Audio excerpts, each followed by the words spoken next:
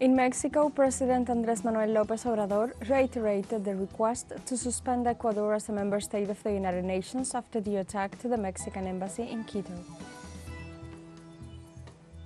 A UNICEF humanitarian aid convoy was hit by Israel gunfire on its way to northern Gaza to deliver life-saving supplies to children. On Friday marks 1 year since the beginning of the war in Sudan, which has left the country with millions displaced. Hello and welcome to From the South. I'm Alejandra Garcia from teleSUR Studios in Havana, Cuba. We begin with the news. The President of Mexico, Andrés Manuel López Obrador, reiterated in a press conference the request to suspend Ecuador as a member state of the United Nations after the attack to the Mexican Embassy in Quito. The President detailed that his government demands reparation of the damage caused by Ecuador. Mexican head of state demands also the suspension of Quito from the United Nations until the emission by Ecuador of a public statement of apology and a non-repetition agreement. López Obrador referred to the lawsuit filed at the ICJ reflecting the arguments for the transgressions committed against the Vienna Convention, which states the inviolability of diplomatic premises without exceptions.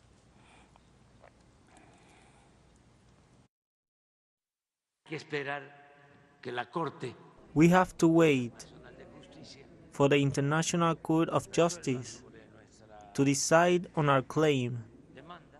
And Mr. Guterres, Secretary General of the United Nations, is right when this is also for the member states of the United Nations organization to decide.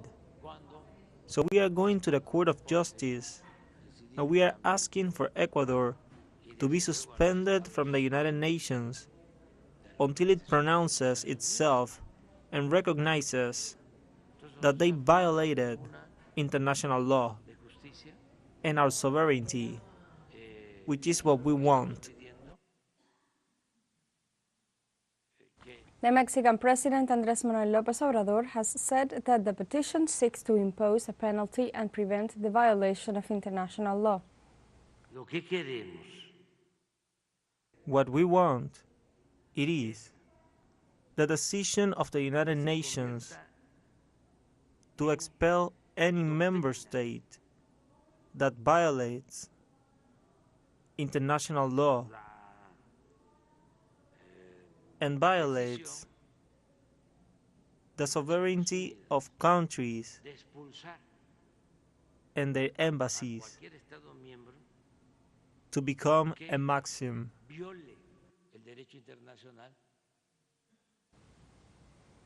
In this press conference, the Mexican head of state highlighted the international community's solidarity with Mexico after the siege of its embassy in Quito.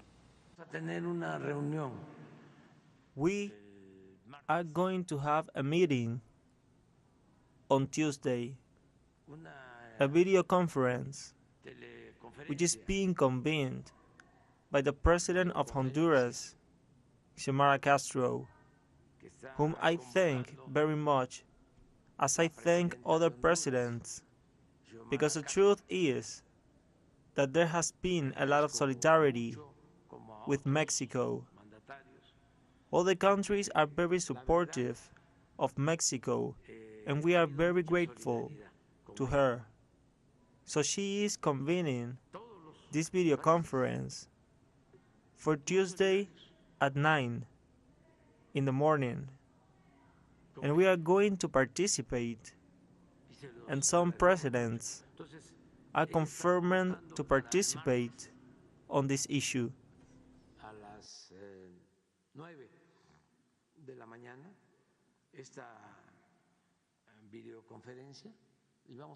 Ecuador's National Court of Justice denies habeas corpus to ex-Vice President Jorge Glass detained during the assault on the Mexican embassy in Ecuador.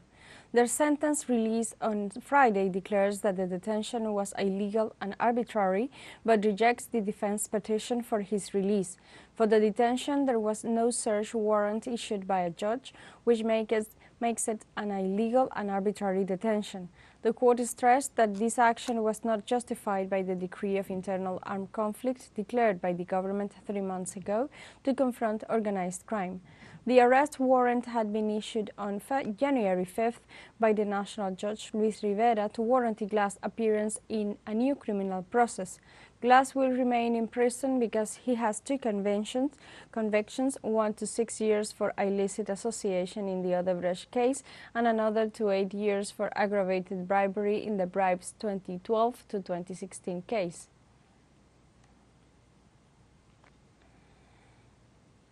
Venezuela's Attorney General's Office informed it will collaborate in a transnational investigation with the Chilean government.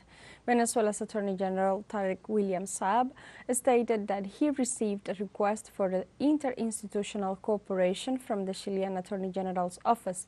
The Chilean agency requested personal information and criminal records of 5 individuals linked to the murder of former Venezuelan military officer Ronald Ojeda. Saab further clarified that the public ministry is in process of locating the individuals allegedly involved in the crime for their immediate arrest if they are in Venezuelan territory. The Cuban Embassy in Venezuela remembers the 22nd year of the siege against its diplomatic delegation in Caracas during the coup d'etat against Commander Hugo Chavez. During a meeting at the facilities of the Cuban Embassy in Caracas, several legislators highlighted the organization of the people to rescue the constitutional order and return President Hugo Rafael Chávez Frías during the coup d'etat. Likewise, the Cuban ambassador in Venezuela, Dagoberto Rodriguez, recalled the words between commanders Fidel Castro and Hugo Chavez in their conversation during the failed coup d'etat. In turn, the deputy of the National Assembly, Jesus Faria, expressed that the Cuban Revolution has always been a symbol of freedom and anti-imperialist struggle.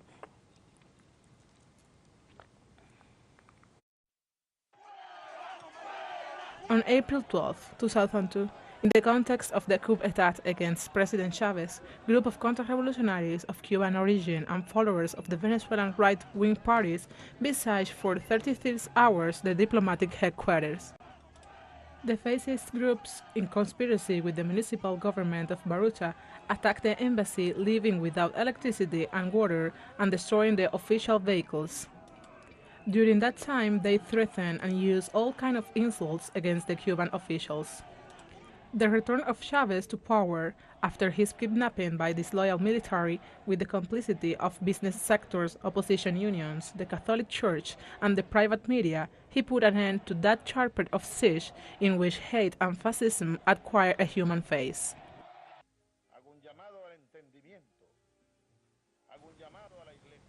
In this context, in his account on the social network X, the president of Cuba, Miguel Díaz-Canel, stated the following. The Cuban president encouraged to remember that 22 years ago, the fascist right wing that took power in Venezuela for a few hours promoted an assault and siege on the Cuban embassy. Díaz-Canel ended by recall that when the far right did not achieve their purpose, cut the basic services to the headquarters where there were women and children.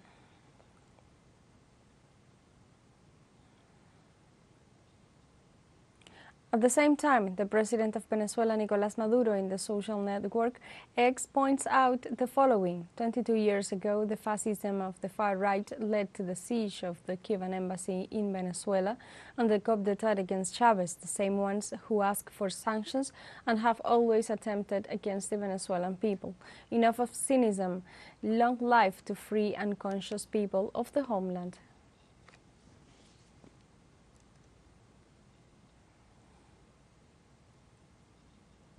In Cuba, the Ministry of Foreign Affairs issued a statement on the situation of the government's dealings related to doctors Acel Herrera Correa and Landy Rodriguez Hernandez, kidnapped 5 years ago in Africa. According to the statement, the 2 Cuban doctors were kidnapped in Kenya 5 years ago on April 12, 2019. On February 17th this year, it was news the presumed death of the two doctors following an air attack on February 15th by the African Command of the United States operating in Somalia. Data is insufficient to corroborate the truth about what happened, which is why Cuba has repeatedly asked the U.S. government for precise information about the incident. The U.S. government confirmed that an attack took place in the area where the doctors were, but it has not clarified the location, information on the victims, or if the doctors were among the casualties of the attack.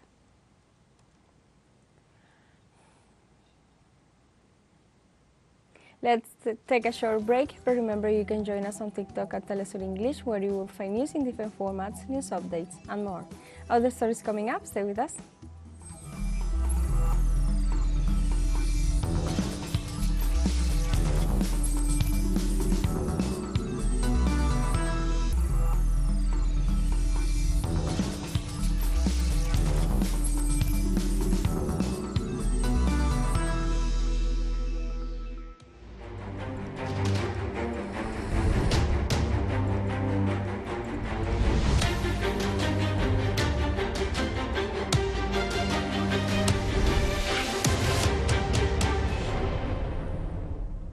Welcome back.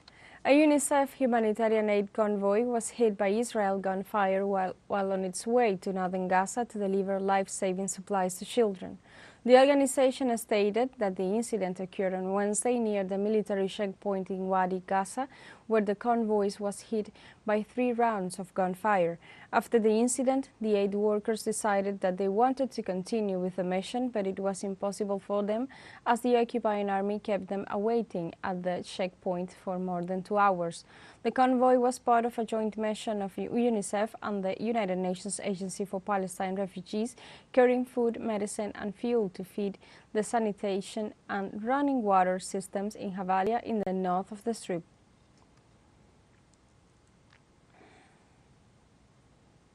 In Lebanon, the press union denounces the attack perpetrated by Israel against a vehicle belonging to the Al-Mayadeen press team in the south of the country. The organization asked the Lebanese Ministry of Foreign Affairs to register the attack as one of the crimes against journalists. It also requested the submission of a complaint of these heinous acts to the Security Council of the United Nations organization. In this context, the Israeli occupation forces fired in the morning hours from border roads at the Pan-Arab Al-Mayadeen Channel team, an attack which, according to the authorities, did not register any casualties.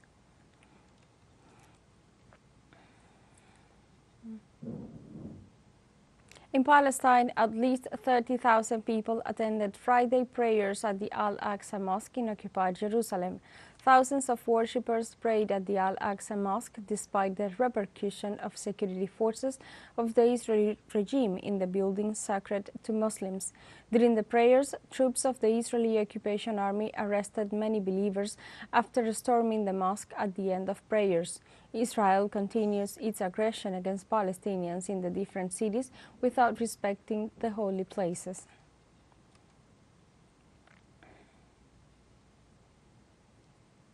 In Jordan, thousands of citizens participated in a march in Amman in solidarity with the Gaza Strip, which has been under aggression by the Israeli regime for months.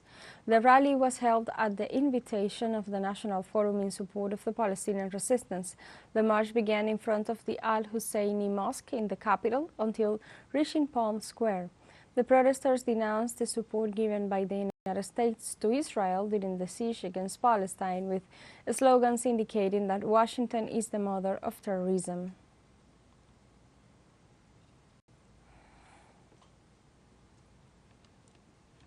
Likewise, in Bahrain, thousands of citizens also held popular marches after Friday prayers in the city of Tiraz in support of Palestine and the resistance in Gaza. The demonstrators rejected the 199 days of Israeli aggressions against the Gaza Strip, as well as the support of the United States to this genocide.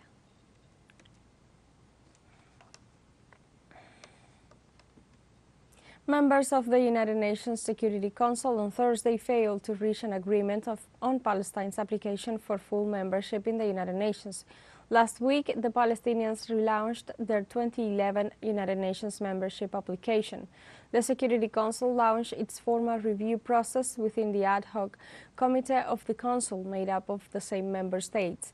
At the end of a second closed-door meeting, Vanessa Frazier, ambassador of Malta, who will chair the Council in April, said two-thirds of Council members are in favor of full Palestinian membership. According to diplomatic sources, the vote could take place on April 18th at the initiative of Algeria.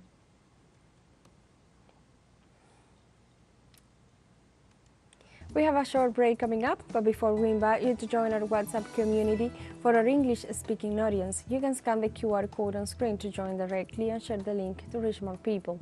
Constant news coverage of Latin America and the Caribbean, as well as the rest of the world. Stay connected and informed with teleSUR. Find a short break. Don't go away.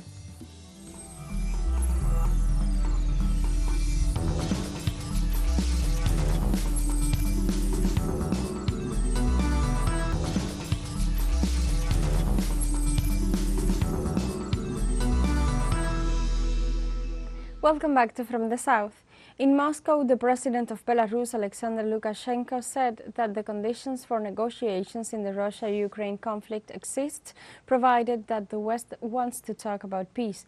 At a meeting with President Vladimir Putin, Lukashenko expressed his support for Moscow's position on the peace proposal to end the conflict. Lukashenko stressed that he absolutely supports a process of negotiations to defuse the conflict and urged the parties to sit down to negotiate. He referred that Ukraine, by its actions, does not want to sit at the table, but in his opinion, if the West wants to talk about peace, they will hear that voices in Ukraine as well. Lukashenko emphasized that 3 rounds of meetings were held earlier, where certain agreements were reached.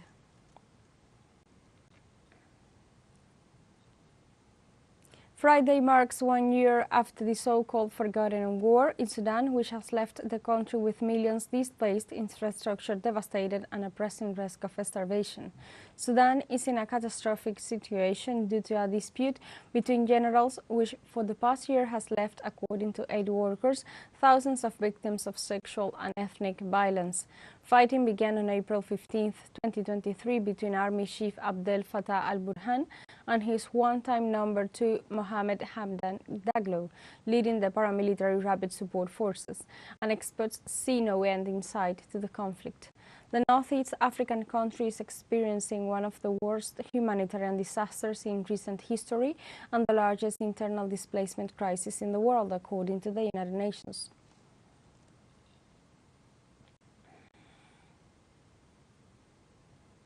In this context, more than 10 million children have been affected by armed conflict, bombings, and various types of lethal violence in Sudan. Human rights organizations have noted that children in the country have witnessed or suffered devastating injuries, death, displacement, psychological damage, and destruction of their homes and communities. They also warned that millions of Sudanese children do not have adequate food and thousands are at risk of dying from diseases. In this context, the World Health Organization reported that more than 3 million Sudanese children under 5 years of age suffer from acute malnutrition, and more than 710,000 children suffer from severe acute malnutrition.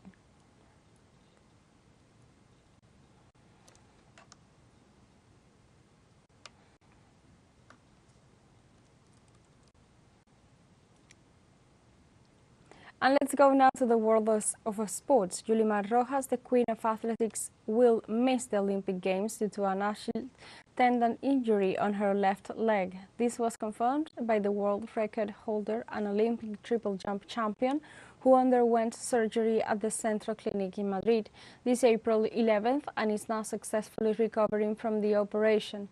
Iván Pedroso's pupil was saddened at not being able to represent Venezuela at the Olympic Games, where her goal was to try to double in the triple jump and long jump to make history with a medal in both disciplines. She thanked the coaching staff and her family and fans who are keeping an eye on her situation and wished the best of luck for the Venezuelan sport delegation in the upcoming Olympics.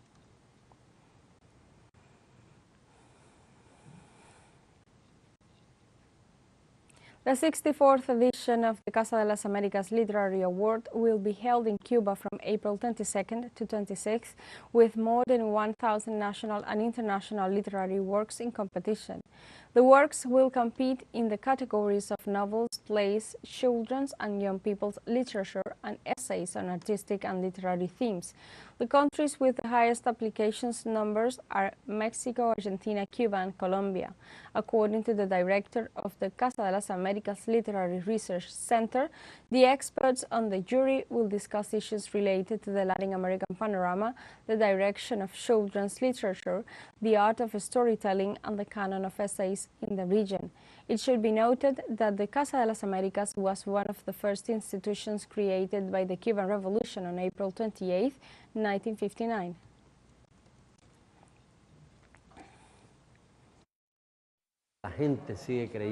People continue to believe in the CASA award. It continues to maintain its prestige, and it has to do with rigor. It has to do with people knowing that it is not a marketing operation like many other literary awards, that it is not about degrading literature or culture in general to merchandise, that here at Casa de las Americas it is about literary quality, the contribution made to the cultural heritage of this continent by an author or by an artistic group if it is, for example, a theater award, something like that. We have come to the end of this news brief, but you can find these and many other stories on our website at telesurenglish.net and join us on social media, Facebook, X, Instagram, Telegram, and TikTok as well. For Telesur English, I'm Alejandra Garcia. Thank you for watching.